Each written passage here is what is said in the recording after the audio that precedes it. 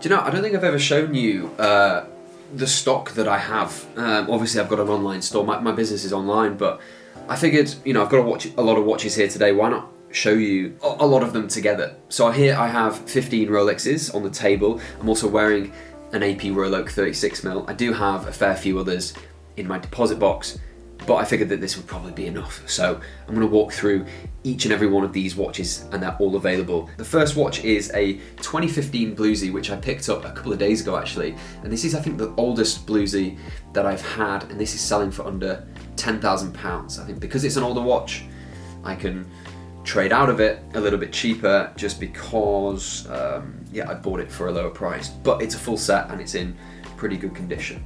I've got a few Datejusts here, so let's go through these. So this is a two-tone Datejust, yellow, gold and steel, Jubilee and fluted. This is a 2024 Wimbledon dial and in very, very good condition indeed. And this is a full set. And interestingly with this one, it's below retail. So if you're after a brand new two-tone Wimbledon Datejust 41, below retail. Cheaper than AD price, which is really good. You know, I want prices to be affordable and obtainable for as many people as possible. So if I can be cheaper than the AD, fantastic. And another watch which is cheaper than the AD price at the moment is this Datejust 41 chocolate diamond dial, and this one is rose gold and steel, Jubilee and fluted.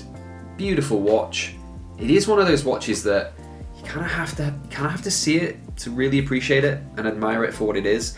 But when the chocolate dial catches the sun and the diamonds on the dial hit the light correctly, it's a phenomenal watch. It is probably more for the outgoing guy that likes a bit of bling, but you know, we've all got that in us deep down somewhere, I'm pretty sure.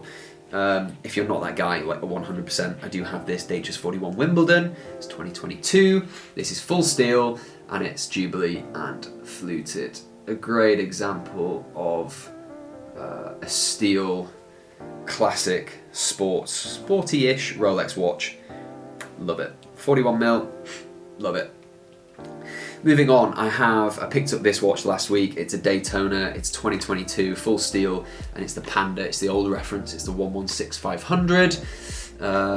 These have changed, and to be honest, I do really like the new references. However, if you can pick up an unworn 2022 for the low 20s, I think it's a bit of a win, to be honest. So this is available full set, and like I said, completely unworn. So I don't think that'll be sat there too long, to be honest. Another really cool watch is this. I do have a few two-tones, don't I? So this is a GMT Master, and it's known as the Zombie, or some people call it the Guinness, but I think most people call this the Zombie now. It's two-tone, yellow, gold, steel, and this came out in, I think it was 2023 that this was released by Rolex. It started off, was it 2020? I think it was 2023. Yeah, I think it was. It started off very popular, and now it is below retail. So the common theme with the two-tone watches is that gold is trading lower than AD prices. So if you want the watch below AD price, that's 2023 and it's below retail and it's full set and in very, very good condition, excellent condition. So moving swiftly on to something that is maybe considered a fun watch. Let's just go with that. This is the 36mm OP Celebration, and it is it's basically a Tiffany dial with a bunch of coloured bubbles. All the colours are of the other OP dial options, so you've got pink, yellow, red, and also some Tiffany or green and Tiffany bubbles there as well. I quite like it. It's a bit of fun. I quite appreciate that Rolex do something like this. So yeah, 36mm, 2024, unworn, full set. Pretty good one. And then I also have this is a discontinued watch. This is a beautiful blue motif. It's 2022. It's oyster and smooth bezel, and it's in excellent condition. It's full set, and has I think a couple of stickers on as well. So yeah, this is discontinued. You will not be able to buy this brand new from Rolex anymore. Sorry, my nose is really blocked. Throwing it back a bit. Well, I say a bit. 2022 22 years. I think this is 2002, so yeah, 22 years. This is a full 18 karat yellow gold Yachtmaster 40. I've talked about this before in the past. This is David Beckham's watch, well, the one he wore when he got engaged to Victoria Beckham. And yeah, I think it's beautiful. It's a full set, it's got all the paperwork, and if you love gold, if you love yellow gold, and you want something that is really affordable for gold, relative for gold, this is the perfect watch. I can do 17k on it. And then I have 4 watches here. So here I have 2 2024 sub dates, and these are both unworn, full set. Everybody loves a classic, so I do sell quite a lot of these, hence why I have 2 in stock. I always like to make sure that I've got the good stuff that people ask for quite often, and with that, the sister or the brother of the sub date, the sub no date, I also have 2 of those, and they're both 2024 also.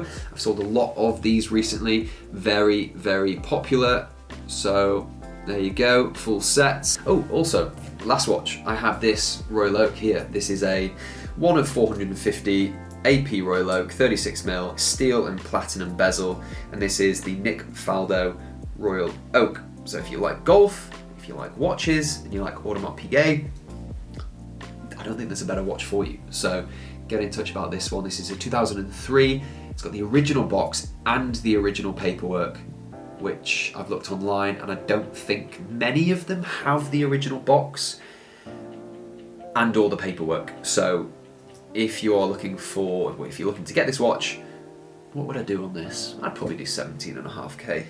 That's quite fair, I think. And I do have a few others. I've got an Explorer 2 white dial, I've got a Pepsi Meteorite, I think I've got a couple more GMTs in my box, and maybe a couple of Datejust as well. I also want to talk about watch trading and understanding what watch trading actually is and what it means to actually have a watch business and buy and sell these products, these watches right here. These are commodities, these are physical commodities, these are, depending on how you view a watch, they are assets. I know I've got to be careful with some people talking about assets and investments, but if you invest money into something that is worth something and doesn't depreciate to zero when you buy it, it is an asset, especially if they're very liquid like watches are. We all know what trading is. We all know what it is to be a trader, I presume. You know, on the stock market, you can trade foreign exchange, gold, whatever it may be, crypto now, but I don't think watch trading is that it was not lumped into that, because firstly watches are physical products, it's physical stock. But essentially what I do and what other watch businesses do, they trade watches. We buy watches at the buy price determined by the market, and we also sell watches based on the market price as well, which is interesting because I know what I bought all these watches for. I know my position, I know my buy price, and I'm trying to get out of these watches at a higher price. So I'm trying to sell these watches at a higher value than what I bought it for.